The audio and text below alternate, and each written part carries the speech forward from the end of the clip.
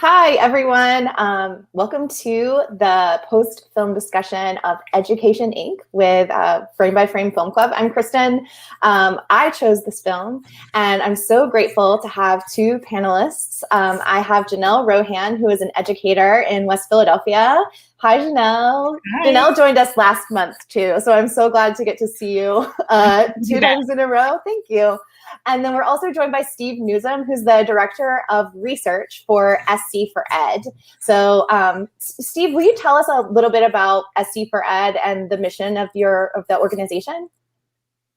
So SC for Ed is a few years old. We are, at this point, completely run by full-time public school teachers. We're an advocacy group, kind of based out of Columbia, but we have representatives across the state. And our main mission is to just put a good teacher in every classroom, trying to combat some of the teacher retention issues that we've had in the state. And so while I know that we all had some mixed feelings about the film, one thing I think it describes really well that we're trying to fight against in this state is this tendency to, instead of fixing a problem, we just move that problem to the parts of the state that have less power to stop it, or we create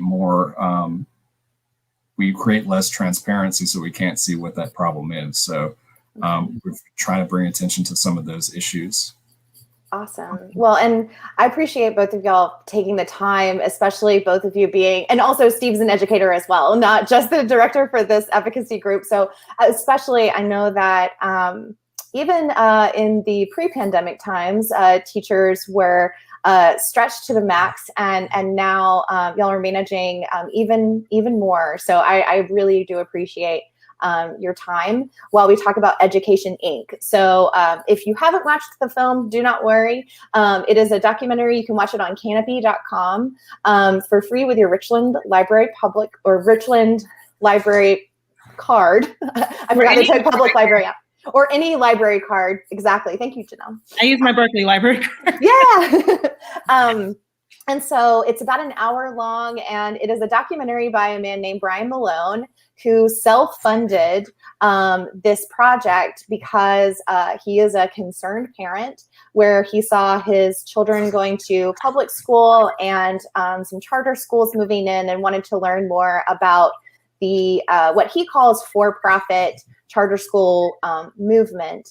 And so, as Steve alluded to just a moment ago, we were having just like a pre-stream sort of chat, and we already all had like a lot of opinions about this film. And while think that it brings up a lot of points that me, as not an educator, did not know.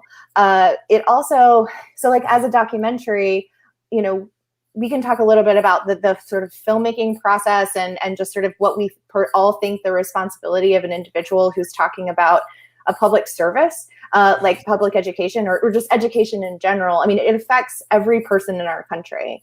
And so it was very clearly, in my opinion, from his singular perspective, that he did some research while he was making the film, clearly, but I don't know if he knew a lot about the system that he was talking about before he began making the film. I don't know. What are y'all's sort of initial thoughts? Janell, if you want to go first, that would be awesome.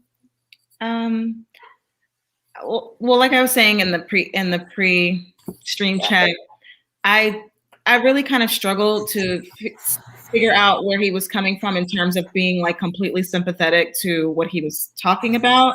Yeah. And I think that's just because all of my educational experiences lie in like deep inner city schools. And I just had a hard time seeing it felt a little bit all over the place, especially when it got into the conversation about like No Child Left Behind and like Common Core. And so I'm like, okay, these are all like individual issues, but I don't think he did a great job of like weaving it all together to support what he was trying to complain about or highlight. Yeah, no, I agree. And just to give everyone a little bit of context or a reminder, so Brian Malone lives in a suburb in Colorado, and in what appeared to be, at least from the footage that he provided and the people that he interviewed, a mostly like white community, and definitely, I think that. And I'm not going to remember 100%, but absolutely a vast majority of the interviewees were also white folks. So there was one black man, and his name was Terrence Carroll. Thank you. Yeah. So I agree with your take. Absolutely. Steve, what are your what were your thoughts after watching it? Yeah, I would agree that there's a really important voice missing. I think, to me, this came off as someone who's had to deal with the other side of this, the playbook that he's sort of attacking. I think it's another half of a conversation. And this film almost, it kind of presumes that you know what that other side of the conversation is already, that like you're familiar that there are these entities who are coming in to privatize. I think one of the big problems, even if that's his goal, if it's more like a polemic than a documentary, is that you need to show why this would be so appealing to people. And it's not just appealing to people because, at least in my experience, it's not appealing just because people want to have someone pay for their private schools. I think that's the end goal of the main thing he's attacking, which really isn't. I do agree it's kind of mixed up. I don't think his real attack is on charter schools or on like some of these turnaround models, but it's specifically on the idea of bringing in these outside entities like ALEC, having them write legislation that sort of moves public funds into a completely opaque private area, which is probably more a voucher thing than a charter school thing, but he does kind of mix those together. And I think it kind of ignores that there are real reasons why people who are smart and engaged would think that that was appealing, because a lot of times we don't call them vouchers. Now we call them education savings accounts, because the rebranding was necessary, because I think people eventually figured out that vouchers weren't doing what they were purporting to do, which is always sold as we're going to give money to underprivileged children who have been failed by the system. We're going to ignore that a lot of the same people arguing for this are the people that underfunded those schools in the first place. We're going to save them with these education savings accounts, which almost never pay for the full price of tuition. So they're not going to lift anyone out of poverty. I think the one place that he gets it right, like really right in the movie, is the discussion of how, and again, I wish we were hearing more people talking about this, but I think when he interviews people like Diane Ravitch and they talk about the fact that we're trying to sort of fix poverty later. First, we'll fix the schools and then we'll fix the social problems, is completely backwards. I think, across the country, like wherever we are, our students who are struggling because of socioeconomic issues and community systemic issues that are outside of the school. So to fix that with the school, the pandemic, has made this clearer than ever. We can't fix those second. We have to fix those first. We can't have good schools until we have, funding in our community for the kind of services that our kids actually need. I mean, I have rarely met a kid who didn't want to be successful. They're having trouble being successful because they're lacking those things that the people who want to privatize schools tend to be against, those services that would really be helping them. A lot of this is about saving money for people who don't need those other wraparound services. Absolutely. My kids don't need that. I don't want to pay for it for someone else. So I want to make schools more efficient by underfunding them and move money over into private things that I can choose for my children. Yeah. And I think it's really understandable why that it would be appealing if it's sold as we're going to help students who are in failing schools. And that's just not usually what's happening. Yeah, I couldn't say it any better. Sorry, I can go off about that. I'm sorry. No, I 100% agree. Like when that gentleman who is the superintendent of the Hudson schools was talking about it, I was like, I think I resonated most with what he had to say in the documentary, because I just felt like, yes, like education is a whole different thing. Like this idea of taking away test scores and grades and things like that. I know it sounds really radical, but it appeals to me on such a visceral level as a teacher. What I need to do or to have in my environment to teach the students that I have to teach differs greatly from what teachers need or have to do in more affluent or suburban communities. And for us to have to be judged by the same testing is just entirely unfair. And then, like he said, like those schools get funded less and less, and then next thing you know, they're being closed and turned over to a private entity. So yeah, I fully agree. I don't think that it's advantageous for our students at all to have to constantly adhere to this system where they're being judged by the numbers and how well they're scoring on the test. I personally opt my daughter out of standardized testing, like whenever it comes around. That's awesome. That's what they said in the documentary when the women said, just keep your kids home. Just opt them out. If y'all would, it's funny, that was Diane Ravitch, who was an early proponent of this testing. I mean, she really believed in it. She was a big part of the No Child Left Behind kind of architecture.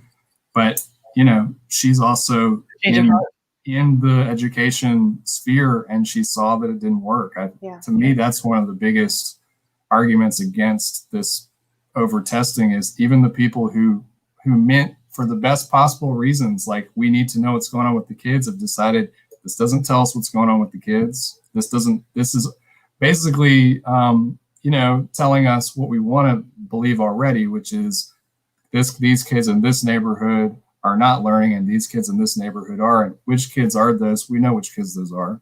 Mm-hmm. And we're fine with that as a society because it keeps telling us what we want to believe.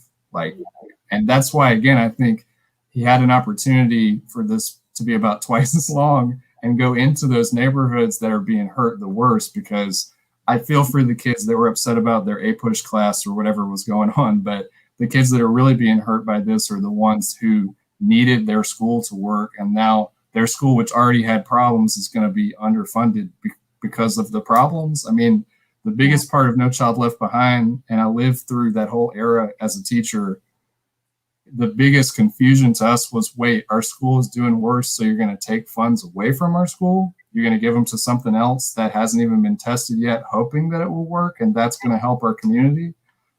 Well, and as somebody sort of more removed from it, it definitely seems like this problem that there are legislators and decision makers who are systematically in different ways taking money away from public schools. So there are the vouchers, which then were education scholarships, which are now the education savings accounts. And then there is and testing. So I would love to have a little bit more understanding from y'all about, as teachers, how testing affects y'all, because I don't think that he explained it well in the documentary. And so I felt like I was a little, I know that it, that there is some sort of evaluation that teachers have based on these testing scores. But other than that, I don't know anything else about it. Mm-hmm. Steve, you can speak to that if you'd like. So it varies from state to state, and I think it sounds like Colorado had opted for one of these kind of performance pay models, at least in the districts that they talked about, or especially the one that had been heavily privatized. And that is something that was very popular, I would say about 10 years ago. That was the new fad of we're going to use, what do we do in private industry when we want people to do a better job? We give them a raise if they do a good job. And the problem is that the kind of people, I'm not even totally against that concept personally, except the kind of people who wanted to push that tended to be the same people who thought tests were going to save everything. So the performance that we're talking about was student performance on tests, which are then not designed to evaluate teachers. There really isn't a standardized test out there that's designed to evaluate the teacher. There are all kinds of mathematical models they've tried, like value added is a popular one, where we try to say, well, this student made this grade in 9th grade, and then you had them in 10th grade, and the points should have gone up this much. But when we look at those, like statisticians look at those, there's really no way to take out all the variables, like we were talking about before, that go into how a student does on a test. Is the test biased? And usually the answer is yes. I mean, our state test in high school in South Carolina is the EOC. The EOC in English, they piloted last year, and they did a review of it, and it did have some biased questions on it. And all of the people who teach were like, duh, yeah. Who is it biased against? African American males. Who is it always biased against? African American males. Not because they're not good test takers, but the test is testing something that's intentionally or not designed to give you certain performance from certain groups. I mean, the way I would put it is, if we had a test that white males failed, we would immediately say that's a bad test. If the majority of white males did badly on a test or worse than other groups, we'd say, as a society, that's unacceptable. We have to get a new test. So I don't necessarily think it's like a malicious conspiracy, but that's what we end up with. We end up with tests that tell us what we want to hear, and trying to use those to evaluate teachers, which has been done in a lot of states, is just a really, really problematic for many reasons. One thing is it's going to incentivize you to want to teach the classes that are the easiest, which kind of gets back to the reason why early studies on private and charter schools seem so promising. Like, these schools are doing better. They're turning things around. Private schools, there's not enough data on to really know, but that's probably not true. And we know that the ones that are doing better are probably because of the students they're accepting. And with charter schools, it seems like when you control for everything else, they're doing about as well as public schools. Charter schools are a good thing, but they're not a solution to the problem of public schools not working. So, and I think especially public charter schools, which we have a lot of them in South Carolina, when they're accountable and they're able to try innovative stuff, that's great. I mean, I support that.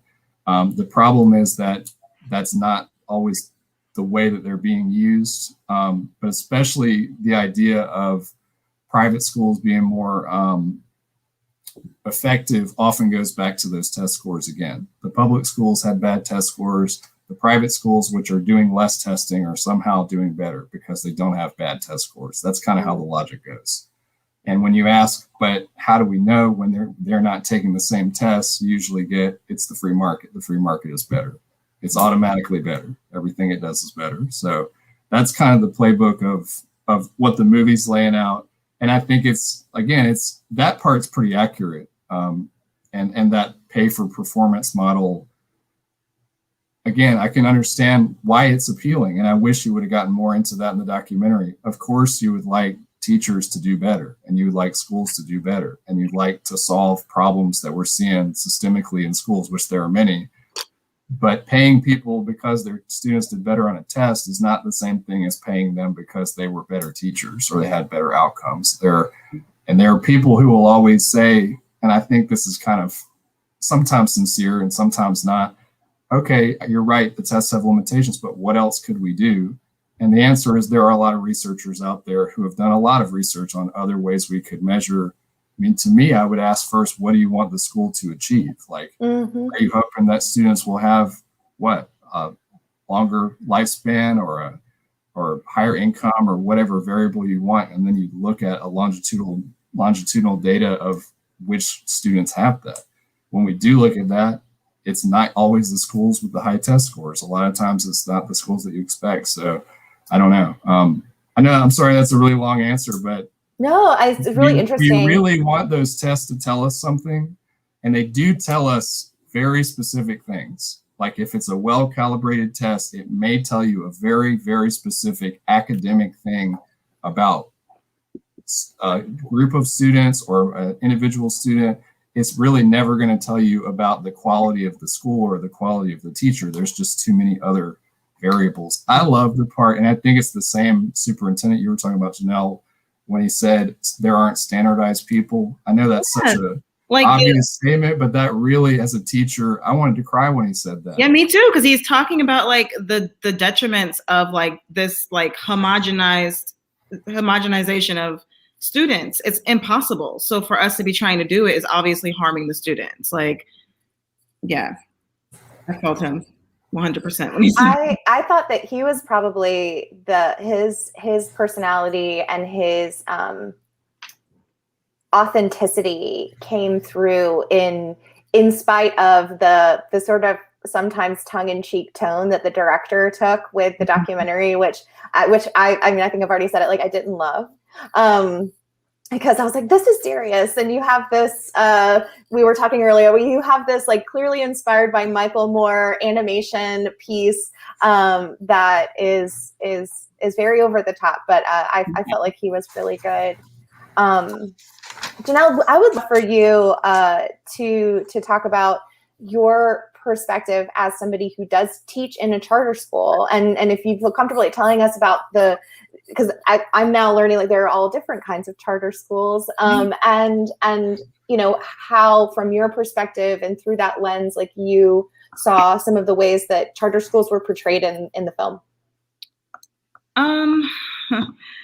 So I wouldn't want to like, okay, so let me just say how I feel about the charter school that I'm working at, and then we can kind of tease out the differences, right? So our school purports or like positions itself as like an agency that turns around schools that are struggling throughout Philadelphia and Camden, in New Jersey. The way that it seems like when I first went to the school and I looked around and I saw like statistics on the walls and like, you know, all of these accolades, I'm like, wow, like they're really, really like teaching these kids things. And like, it just seemed like there was this culture of like academic rigor until I got into the classroom, until I started to understand how grading was happening. And what I realized is like, oh, okay, so you're going to take over these schools and make it look like you're generating all of these results. But really what's happening is you're pushing these Black and brown students, mostly Black students, through using very questionable grading techniques. Like the first year that I was at my school, high school students were being graded on a completion basis. It wasn't even based on accuracy. They changed it my second year there, and the kids all had a collective meltdown because their grades went from like A's and B's to like C's and D's and lower. Understandable. Yeah, that's jarring. Yeah, it's very jarring, and it's not their fault. And now, you know, so I guess what I'm trying to say, and that happens with the testing too. So with like benchmarks, I know there are teachers who will feed their kids almost like they'll do everything but give them the exact same test. And, you know, tell them specific answers and like really do the best they can to get those students to have high marks on the benchmarks. I don't feel like the student's ability or their results reflect the student's ability. I think that it's a racist practice to push students through when you know in your conscience that they don't know what they need to know or what they were supposed to learn. You know that you're not teaching critical thinking skills. You know, so like, that's problematic to me. And what I'm seeing is that the school is constantly getting more and more funds and like growing, but the students that they're churning out are not college ready. You know, I've had a student come back and say like, I was not prepared for the academic rigor of college whatsoever. And this student went to a community college and struggled and almost dropped out because they did not know how to write an essay. They did not, you know, like they just didn't have. And it's a sin to have these students graduate and be so like happy and proud of themselves and then have this like sharp realization, this like really rude awakening that they're just not prepared for the rigors of collegiate academia. Oh. I'm sorry, I probably didn't answer the question. No, you did. No, and I mean, I think that sounds incredibly tough, and especially for, I mean, both of y'all obviously have a very, very high concern and care for the kids that come through your classroom, like almost like every teacher that I know does. And it's been, I mean, I guess if we want to sort of pivot a little bit, I mean, with that level of expectation before COVID, and now, I mean, do y'all want to crack that nut a little bit?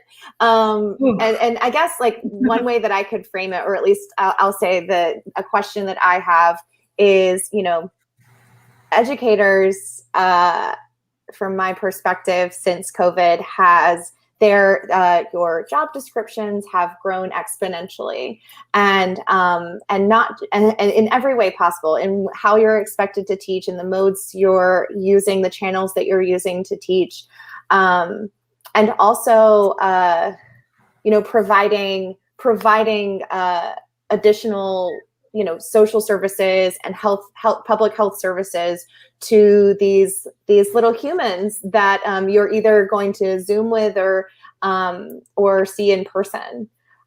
So I don't know. I'd love for y'all to talk about that. Well, I will be completely transparent with you, and you know that it was so stressful for me that like halfway through the school year, I ended up taking a mental health leave. I actually also had some physical health issues that were concurrent, but from the beginning of the year, I literally got a therapist like the second week of school because of everything, like all of the transition, all of the changes, everything that we were being expected to learn and like just a flash and implement. With my personality as someone who just like wants to get things right, wants to be like the perfectionism and the amount of new things that I had to absorb and integrate, it didn't go together. It just became this like combustible, combination. So it's been extremely difficult for me, but part of that difficulty is like knowing that you can't reach your students in the same way. A lot of the things that you're doing in the classroom that you need to do, you just don't translate to virtual school. For a fact that there's certain kids who you saw as good students while in the building now are like falling way behind. They're not attending class, they're not submitting assignments. And that's because those students need that interaction, that physical in-person interaction. I've had students that are like bouncing babies on their knee and like trying to take care of other siblings and missing class and then letting me know like, oh, like my house caught on fire, or like my parents got into a fight, or like, just like, I literally had that happen. Like I had a student whose like house burned down and they had to move and try to go to school. So there's all of these limitations that you're experiencing, not just for your own adjustment as a teacher, but then just for like watching the way that your students are having to deal with this. I have a 15-year-old daughter. She goes to a magnet school and it's one of the best schools in Philadelphia. And I teach at a school that's very different. So I get to see, the disparities like up close and personal. In my Zoom classes, which are significantly larger than hers, I have kids that are like under the covers, or like they never turn their cameras on, or it's hard to wrangle them all into participating. Breakout rooms are a disaster. Like it's just like it's very different when you're teaching students from a school that's just like a lottery in deep West Philly versus like this school that my daughter goes to that's solely based on like their academic merits and their interview and like their test scores. So I don't know. That's my frustration. I had a really hard time with it. Absolutely. I'm not doing it right now. So, well, I'm glad that you're able. I'm so glad that you were able to recognize that and take the time. And I appreciate you sharing that. That's a lot. I thank you. And there's a lot of guilt involved with taking a leave. Like, I mean, I teach cinema and media studies. And so I was just like, okay, like, the kids are not going to they're not going to miss some like critical aspect of their education if I leave, but I still struggled. I still grappled with the idea of leaving my students. Yeah, I did the same thing. I'm teaching now, but I had to take some time too. And I think a lot of teachers have. My wife did. She's an art teacher. Mm-hmm. Good for you for doing it, because this is a hard year, and I think that kind of gets to the bigger. One of the things that they touched on in the documentary, but I don't know if there was I think that one thing that the filmmaker did was he did try to give this teacher perspective, but I think it's really hard. I don't know if you can capture that from the outside. I think you have to spend a lot more time. Schools are really, really stressful places, and I think this year has just added a lot of new stresses. And I would agree, it's very frustrating when I will say that some of my students, it turns out, needed to be in online school all the time, and they're doing better than they ever would have done. But yeah, there's so many students too that it's like, I know how to help you doing my job, which is to go into a classroom with you, and the thing I've done for 15 years, and be with you and talk about things and do things. And I've had to, learning how to do it completely in a different modality. I mean, it's been some parts that have been like a healthy challenge, and some parts that have just been an impossible nightmare. And, for example, I think a lot of people, when they think like you're teaching on Zoom, they think it looks kind of like this. That would be awesome. Let's all talk to each other about English. I would do that every day. Yeah. But no, it would look more like, you have 30 squares on your screen. One of them is pointed at the ceiling, and the other 29 are either black or have some kind of weird avatar, which I now think of as the kid. Beyonce is talking again. Like, that's my, very few of my students have pictures of themselves. It's okay. I wish they understood how meaningful it would be to see a picture of their face, or an emoji of their face or something, but I'm not going to, make them do that. A lot of us, I think in the first few months, we had like a battle with kids, and I didn't choose to have this battle over whether to turn cameras on or off. But every time I polled students, they said no. Yeah, you don't want to turn cameras on, and I was like, well, fair enough. It's a pandemic. You did not ask to be in virtual school. Right.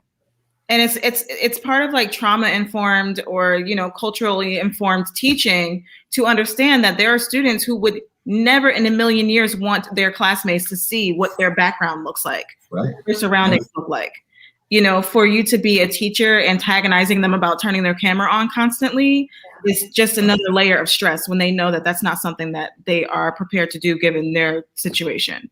Absolutely. Yeah, I think that's kind of the rock and the hard place teachers are caught between this year, is there are just no good choices. Like, I totally agree. And that is my thinking too, in that, like, if you don't want me to see your bedroom, that's fine.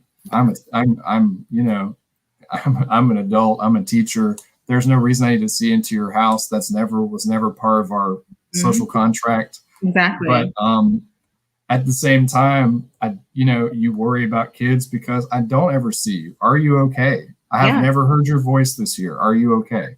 All I see in the chat is the bare minimum of, some of my students know that if they say hello to me in the morning, I'll go ahead and mark them present, and that's all they ever say. You can drop out. Yeah. It happens. I've seen students leave class like much earlier, and then I won't realize it until after I finish talking about something or doing a discussion, and I'll be like, oh, like Sasha left like 30 minutes early.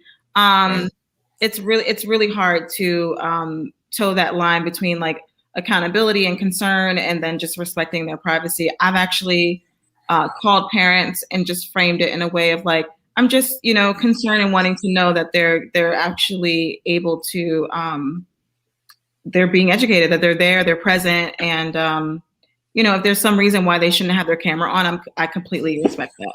Right. Yeah. I think it's really hard too, because I know in South Carolina, the big argument, which was sickening even as it happened just because of the people that were making it, is we've got to rush back into school because of these kids are not going to receive the mental health services and whatever that they need. And those of us who've been teaching for any length of time, that's what we've been asking for forever. Yeah. But now that we're back 5 days face-to-face at least as an option in almost every school district, where are those wraparound services we were talking about? Where's all that mental health care that we said we were going to have? Did you increase our budget for those things? No, you didn't. Did you? And some districts probably make it so they had to cut the budget in order to buy lots of plexiglass panels or whatever nonsense they were spending it on. Yeah, redo the airways. Yeah, it's very frustrating. You have kids that are under, as middle school and high school teachers, and I'm sure elementary school teachers too, but we have been dealing with this mental health crisis with kids for years. It gets worse every year in some ways. In some ways it's, the media, I don't know, like the we focused a whole lot on suicide, which in some ways the jury is still out of whether that's gotten better or worse over the last few years. But we know mental health is bad. It's been exacerbated by the pandemic as well, right. like deeply. And we know, yeah, it's incredibly exacerbated by the pandemic. But rather than it's just a really good, to me, that's a good microcosm of the whole problem with the way our country approaches school, which is, yeah, we knew there was a problem and we knew that maybe schools could address it. So we just threw it to the schools and we didn't give them any more resources to do it. We know like kids are having these mental health problems. Why? It's not because of school. I mean, in some cases it's because of school, and in some cases because your house burned down or both your parents died from COVID last year and you're living with somebody you don't want to live with, or you don't have a house to go to tonight, or your mom has a drug problem or whatever. And I mean, all those aren't hypothetical, those are everyday kind of things that my kids are going through every year. And so during the pandemic, it's just worse. Yeah. And we're doing nothing else to try to help with those situations. Because I think in the end, the privatization argument, again, for fixing schools or reforming schools essentially boils down to... I'm sorry, okay. That's my daughter. Essentially boils down to those are personal problems that like individuals should solve. But also, if we complain about it as a society, the school should fix it. Or some other underfunded, DSS should fix it or something like that. And we don't fund any of those services, so no one fixes it. And then we just blame the school because the kid didn't get a good score on the test or whatever. So that's kind of what we're doing. Yeah. Did you want to say something, Janell? No, I'm just like thinking about how like heavy all of this is and how there's just really no easy answers. Yeah. Well, I think that, I mean, I don't want to inject any like toxic positivity in the situation and be like, let's blue sky this. And, that's because that's a lot of times that's not helpful, especially for people like y'all. Because sometimes I know at least for me, sometimes when I'm presented with those situations, it just reminds me of the resources that might not ever be available. Mm-hmm. But there is a solution to this. We're the richest country in all of human history. We could have good schools and we could have wraparound services. Mm-hmm. We can do it. The things they touched on in 2014, it almost seems like a utopian now.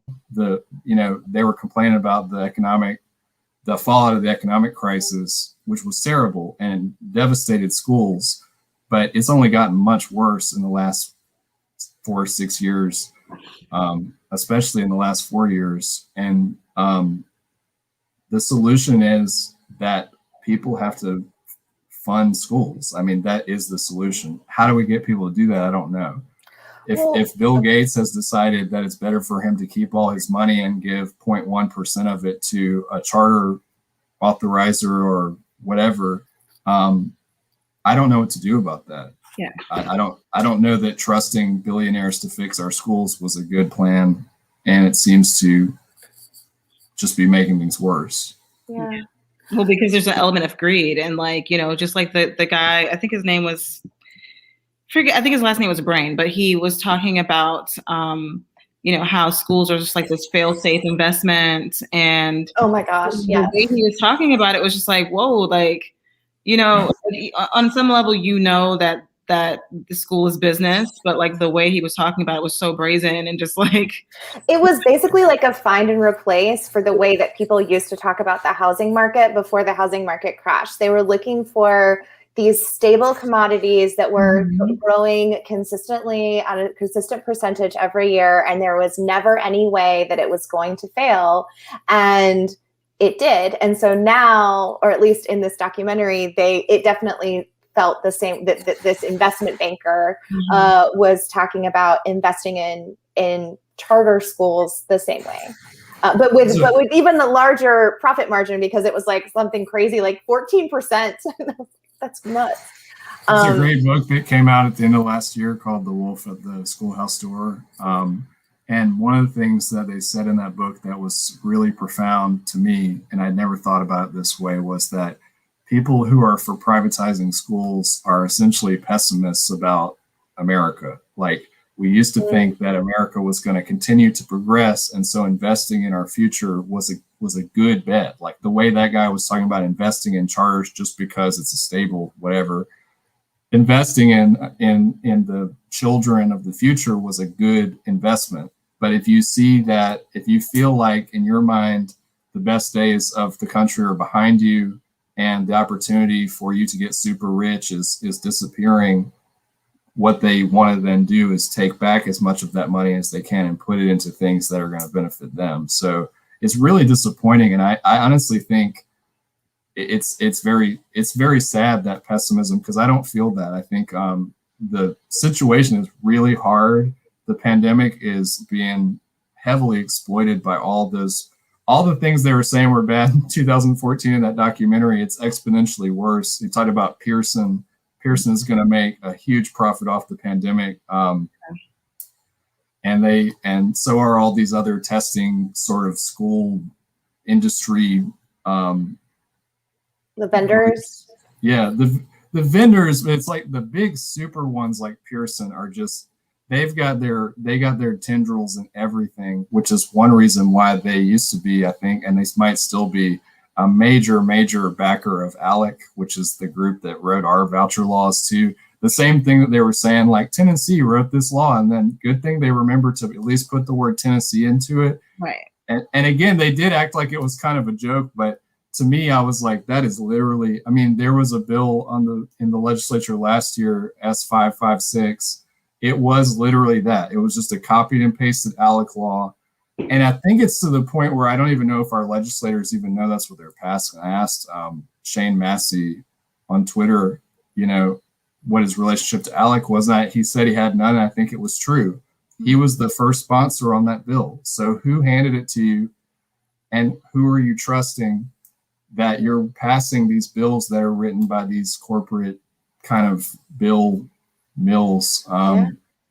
If you believe if you believe in the mission of the people who are writing it, you should know that that's who's writing it. Right. And if not, then you shouldn't be trying to pass it. Yeah. Before our stream tonight, I went to the ALEC website because I've heard them mentioned in other documentaries, like specifically about gun law legislation and creating legislation that is about health, which limits women's basically limits women's healthcare in general. And so you can search through and look at all of their pre-drafted legislation. And if you filter it through education, first of all, they write legislation about literally everything, like even like broadband access and all of the stuff. But I filtered it through education. And they had over 60 completed drafts available of pieces of legislation that we can all go through and look if we wanted to, but are readily available to anybody who might be a colleague or a staffer or a friend or a donor of any of our elected officials, and just pass it along to them. And it's it's a fill form.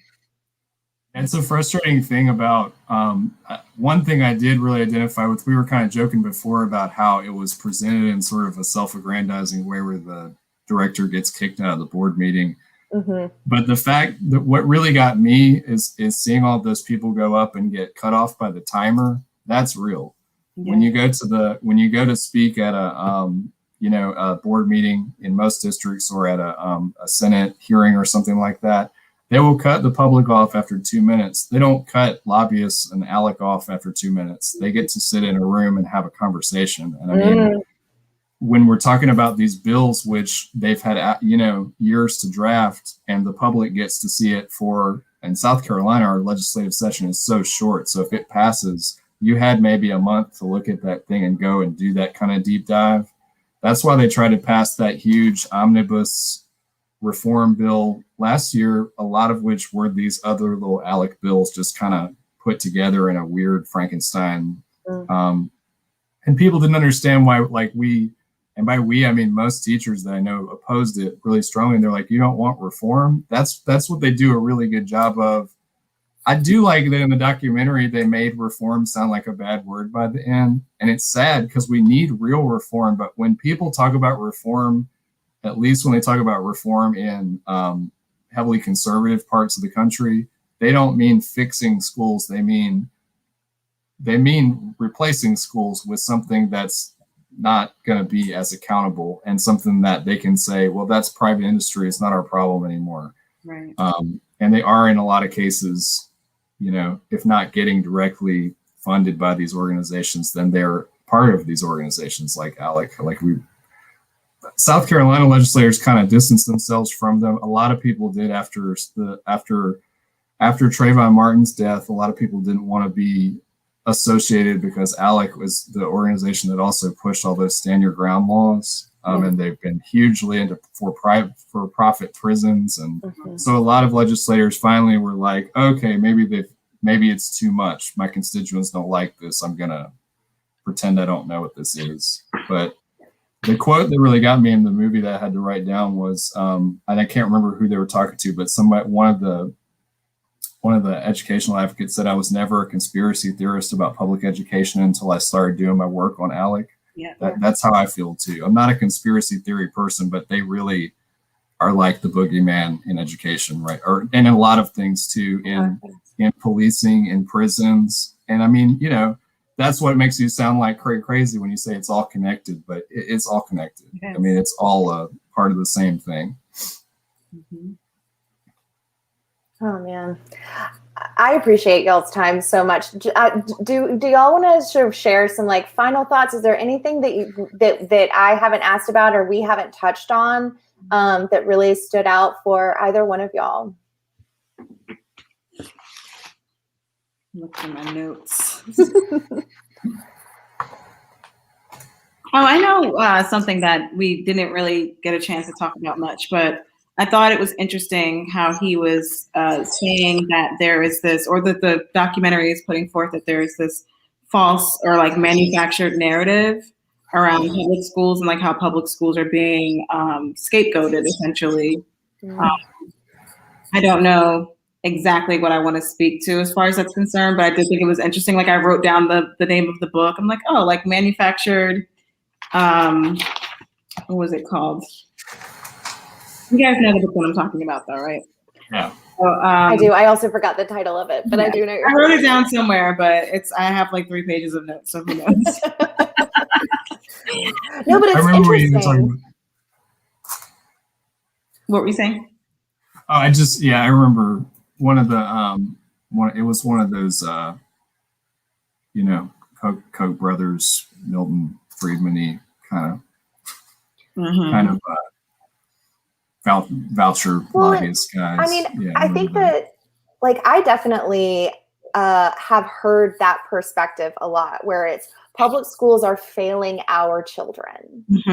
And so then when that is the narrative, also, so I do, my day job is I'm the marketing director for the Philharmonic. So I do marketing and communications. I've done that for years. So when they were talking about the advertising buys that some of these charter schools and these corporations that run them do with these imaging spots, the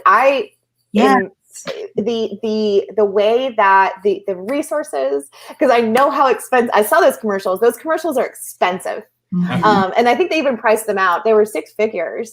They spent $350,000 on those commercials. Yeah. And it happens in South Carolina. That's what Coalition for Kids did in Charleston. They spent millions on a school board race, which school board races, the budgets usually for a whole candidate's campaign might be $5,000 or something.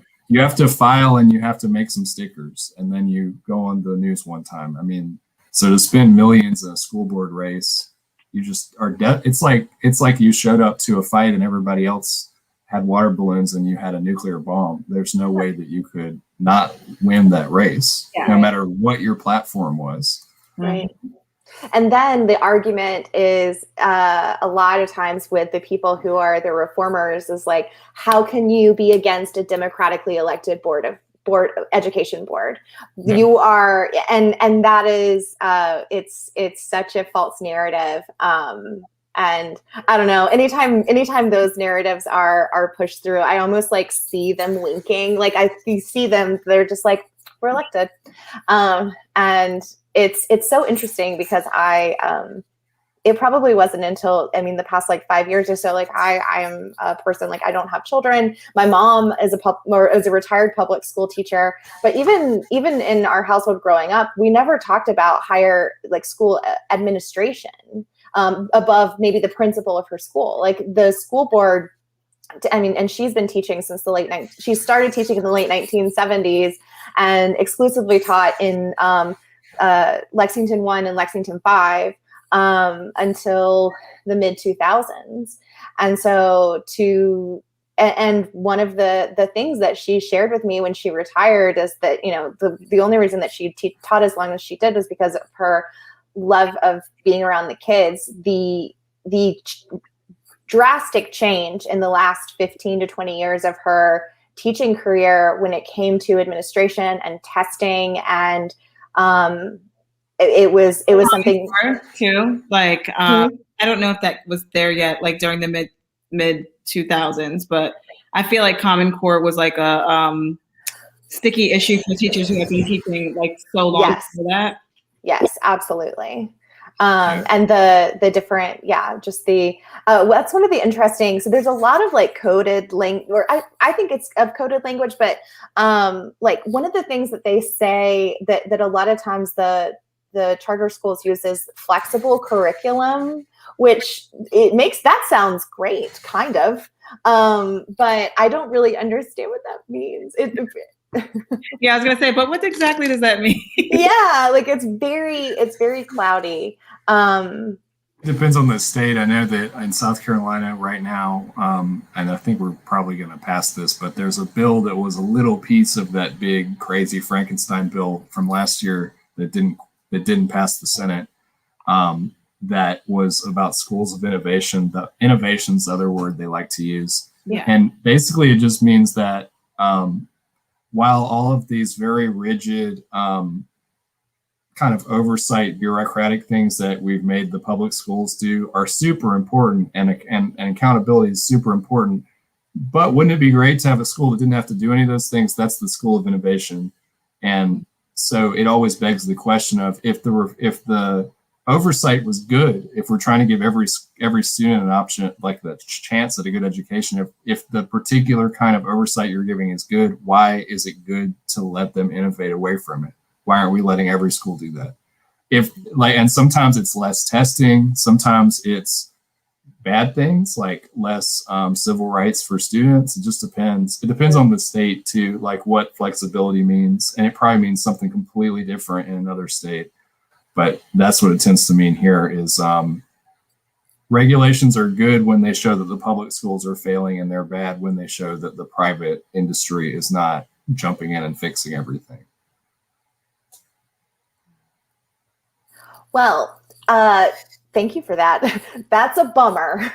But like I said, there's a solution. It's just that instead of playing all these games, you do what almost every state's constitution tells you to do as a legislature, and you fund the public schools. And if you have money left over to fund other things, that's great. It really is. But if you have money to give to charter management organizations, that's great. Some of them are good. They're basically, they have the same batting average as public schools. The ones that are doing good things and have other variables that are helping them, like maybe students who are already doing well, are doing well, and the ones that aren't. If we just fund public schools like we're supposed to, and we stop pretending like we can compare, $2001 to $2021, which is what we often do. Look, we're spending more per pupil than we did in 2001, adjusted for inflation, and then they go, just kidding. So and are we asking schools to spend money on more things than we did in 2001? Of course we are, because we want to have these wraparound services and stuff. When I graduated from from high school in 2001, it was school. That was it. You didn't get anything else. Yeah. You want lunch, you pay for lunch. And I mean, it's good that we are moving away from that, but it costs more money per pupil to educate them. And it costs more money in certain parts of a state or certain parts of the country because the kids need more stuff because we won't give it to them in any other place. Yeah. So, I mean, there is a solution. It's just, and we have the money. So simple. Yes. Yeah. South Carolina just found $1.7 billion. I don't know how that's possible. We've had a surplus for the past 2 years as a state. Every during year we the pandemic. We can't fund the schools. We got to be careful because we got to be fiscally conservative. $1.7 billion and that's not money that fell from heaven. That is tax money. Yeah. And we don't have enough money to fund the schools. We don't have enough money to fund DSS. You know, our governor was just on the news talking about how we can't take refugee students or children into our state and our foster care system because we underfund DSS. Why are we funding DSS?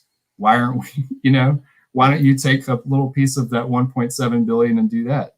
We do have the money. I mean, in our state, we have the money. Some states, they may not. I don't know. And I think there are some federal solutions that need to happen too, but there's no reason a lot of states can't fund their schools. They just stopped doing it in 2008 because they used the need for austerity during the recession as a lot of times just as an excuse. They'd wanted to underfund schools for a long time.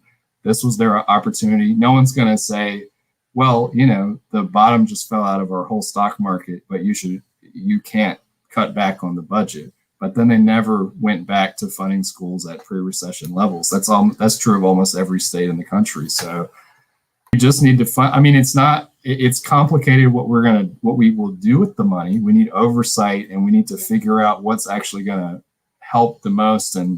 But it's really very simple. And there's, you know, this, for every Milton Friedman Institute study that shows how great private industry is, there are 10 that show that funding is going to be the big variable, and we just have to believe it, you know.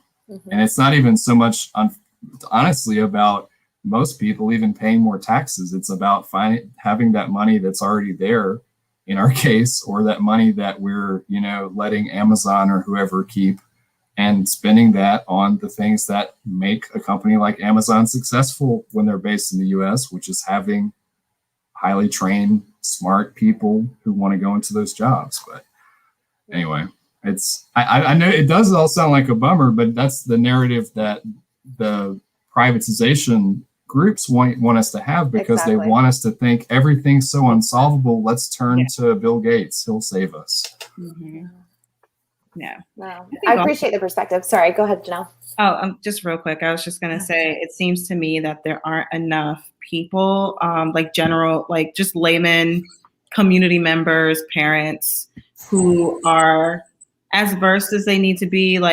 You know, everything that you're saying, Steve, has made me want to look more deeply into Philadelphia, how what our tax money situation is, how it's being allocated. But I do think that if we had more people who were demanding accountability and transparency and demanding that they do the constitutional thing and fund the public schools, I think that there would be more of a chance of that happening. But I think they're able to kind of slip under some radar sometimes because they don't have as many people in this fight. Yeah, they've convinced people to blame the underfunded school for the problem that they created. That's not always what's happening, because schools do bad things. I mean, we both work for schools. We know schools do bad things, and schools need to be accountable and they need to have oversight. I'm not just saying give all the schools money and look the other way. That's the privatization model. Let's just put a bunch of money over here and we won't ask what you did with it. And a lot of the privatization model is based on self-reporting. Well, you guys let us know if you mismanaged any funds or anything. We need to be accountable to the public because we're a taxpayer-funded entity, and that's what makes us accountable. That's what usually makes people care, is if nothing else, they don't want their money to be stolen. But we also need to stop trying to solve the problem by just flipping it over to somebody else. I mean, I would guess it's the same in Philadelphia. I mean, the funding situation is probably, South Carolina is weirdly well-funded right now, and I don't even know. There's not enough time to talk about why that probably is. It's a whole other probably nothing. It's nothing good that we did. It's nothing good. It's a bridge or a road. Yeah, exactly. It's probably because Janelle, you remember the roads here. They're falling apart. I know. They're terrible. They're terrible. Yeah, when you have austerity for 20 years. Yeah, exactly. So if any of the viewers who are watching this in South Carolina, you can find more about SC for Ed at their website. I'm going to pull up the URL right now, scfored.org. So you can see more about the organization, learn more about the legislation that they're advocating for, and just learn more about this in general, because it doesn't just affect teachers. It doesn't just affect people with kids in school. It affects literally all of us because we still, in spite of it all, live in a society, and I'm grateful for both of y'all for your time and for your expertise in this and watching this documentary that was weird and that that had some definite blind spots, but also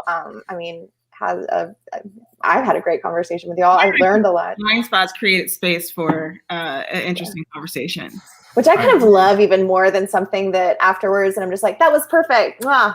Yeah. All right. Yeah, sure. Well, like an airtight argument, it's hard to do anything but say, yeah, that was good. Yeah. Mm-hmm. I do think like there is a value to something like this. Like I said, I just feel like it's half of a conversation that it may be, if people have already seen the other half of the conversation, it's important for them to see. I think even seeing a title like Education Incorporated, some people are really just so disconnected, understandably, because you just can't.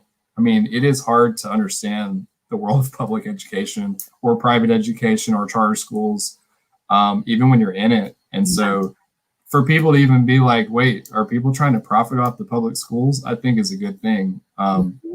I would probably say this. I probably wouldn't call this a documentary. I would probably, it's an essay. It's got a definite. Yeah. Mm-hmm. Yeah, it's an opinion piece for sure. Mm-hmm. But we still call Michael Moore a documentary filmmaker. No. Some people do. Awesome. Well, I appreciate y'all's time, and I appreciate anybody who's seeing this out on the internet. We are Frame by Frame Film Club, and you can find out more about us and our upcoming screenings on our website, frameframe.club. And you can also follow us on Instagram at FrameXFrame Film Club. So I'm going to sign off of the live stream.